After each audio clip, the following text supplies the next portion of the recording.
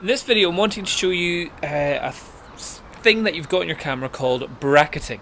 Some cameras have auto bracketing, but at the same time anyone can do it on any camera. And what you use it for is if you're wanting to do, say, an HDR image. For example, just now, if I want to take a photo of my garden, it is not going to be very easy because we've got the darkness area, or the place that's in shade, this bit, and then we've got the very bright bit here. And as you can see, my camera is quickly changing its sensitivity for the dark so we can see it, and then to the bright so we can see it as well, and so we can really see that there is a nice big blue sky.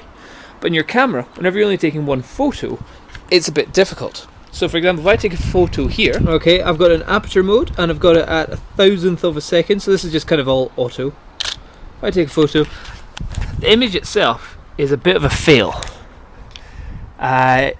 You can't really see much in the darkness, and the sky doesn't look really that blue either. So this is where auto bracketing, or just manually bracketing, will help you get an image which you can then edit in Photomatix or any other HDR software, or even in GIMP. I'll show you that after, where you can just make it so you can see the dark areas and you can also get all the details in the bright areas. So what to do, if you're doing it manually, all you need to do is change the shutter speed. So at the moment, it will give us the kind of in the middle exposure here, which should be the best it could actually do. If we hold down this button here, which is exposure compensation, let's go, not -1, let's go all the way down to -2, take a photo. So that should give us the exposure for the sky, because it's nice and bright. And then if we want this exposure for the darker areas, let's go +2. And as you see, the shutter speed has changed each time. And that has given us 3 images with the different exposures.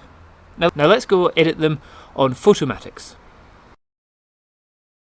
Okay, let's go in and open up Photomatix. Now where is that? And to get Photomatix work, all we need to do is go to Generate HDR Image and stick our photos into it. Okay, so now I've selected the 3 raw files, and I'm going to do align source images. Yes, I'm not going to crop. It was on a tripod, so there's probably nothing really needing to align there. Reduce chromatic aberrations, yeah, I would say do that.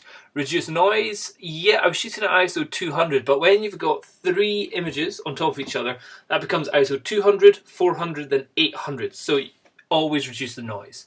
And attempt to reduce ghosting artifacts, I would say background movements, water and foliage, moving objects and people. Well, there it was just a garden, so background and foliage.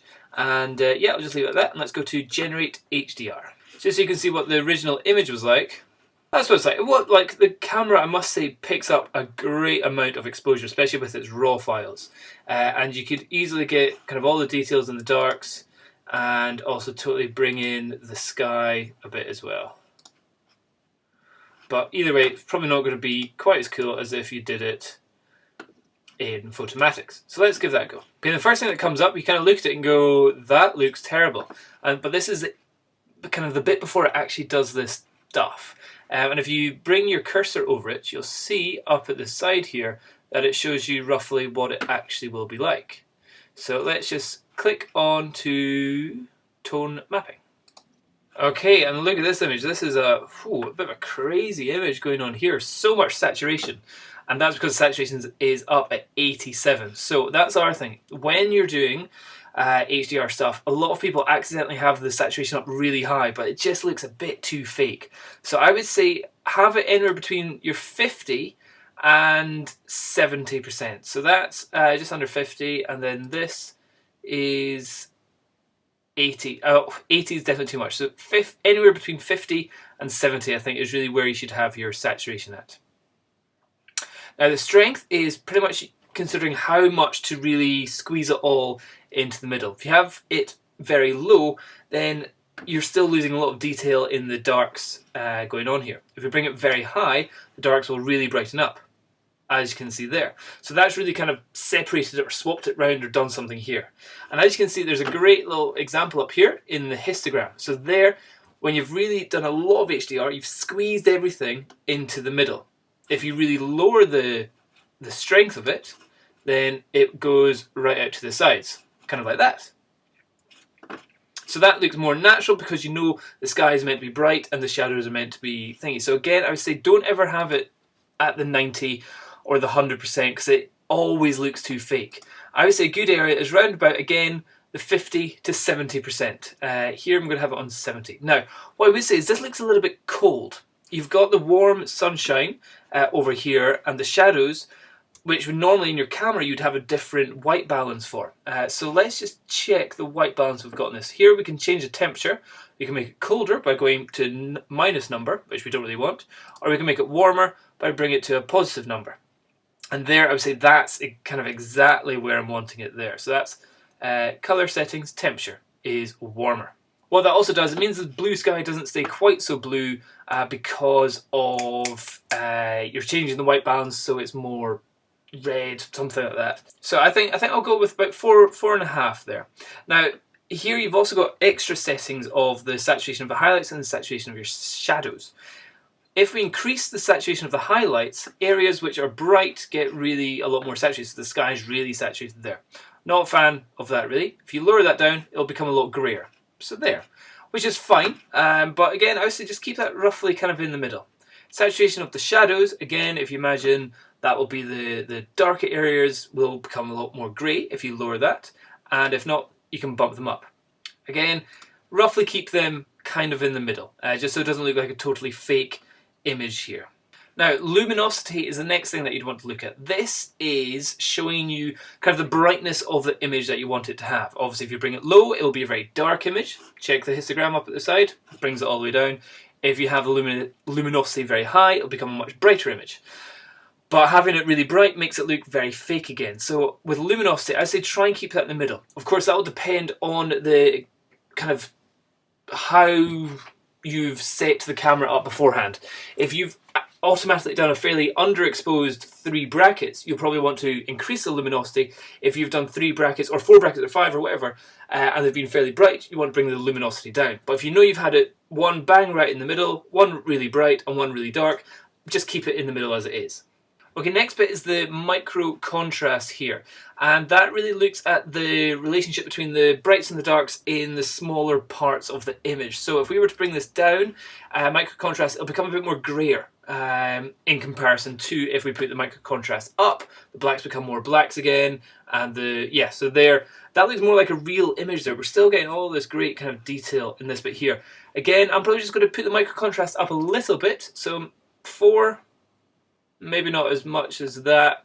I would say around about 2 then. That's kind of where I'd want the photo to look like. So here, to me, I think this looks like a real image, but with great dynamic range. Okay, the next bit is your tone settings, and that is a bit like if you have Photoshop and you were to bring the sliders in. So you're not doing curves adjustments, but you're doing thingy adjustment, contrast adjustments. So again, if we, for example, if we bring the white point all the way over to the right, so it's at 9 and a bit, what that's doing is that is squeezing in the exposure bit, and that's, you're really starting to lose detail here if you do that. So like here, you can see that that bit of brick there is totally blown out.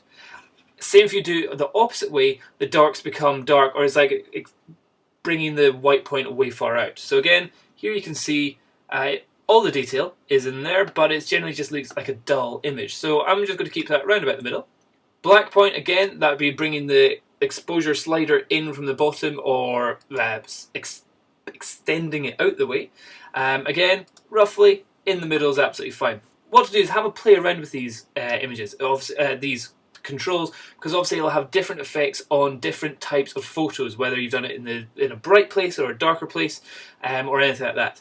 Gamma is a difficult one to explain. That's kind of like your mid-range stuff, mid-range brightness. If we bring that up a little bit, you can see everything's kind of pushed a little bit to the right, and again, if we bring it down, everything will kind of come down the middle. So I'd recommend roughly gamma around about 1, black point fairly low down. You don't want it to be really taking too much out of your image, like that. So, you know, that's the whole point of an HDR image, to really keep the blacks down. And the white point, just bring it up to the point where you can still see everything, but it's not destroying any of the image. So for example, if I take a close look at this bit here, If I bring it up to 2.5, it's blown out. So I'm going to keep this bit around about the 0.5.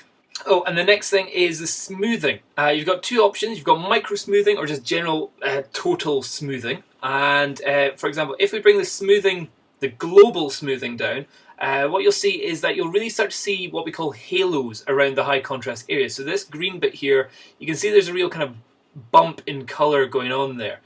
This again, I think looks a little bit too fake. If you bring the smoothing up really high, it tries to make it as close to a real image as possible. And there, that looks pretty darn good. But again, you're losing a little bit of the HDR effect to it. So smoothing, I would have it, if you don't want it to look too fake, have it around about the, anywhere between the 2 and the 6. 2, yeah, that's that, and then the 6 is that. I think I like the 6 a little bit more. Micro smoothing is roughly the same thing again, but it can really just highlight the contrast a little bit more. Having it down, having it up, it's kind of a little bit in the same. Not really too fussed about that. Clipping as well, don't really bother looking at that stuff. 360-degree image, that will make sure that the edges of the photo are the same brightness, so if it is a 360-degree image, it won't look fake.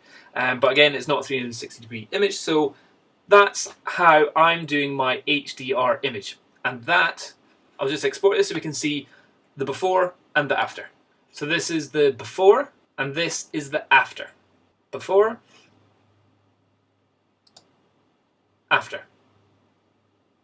I probably still want to kind of tone down the saturation on that, which I'd probably do back in Lightroom again. But that is an HDR image there. Hope that helps. Cheers. Bye bye.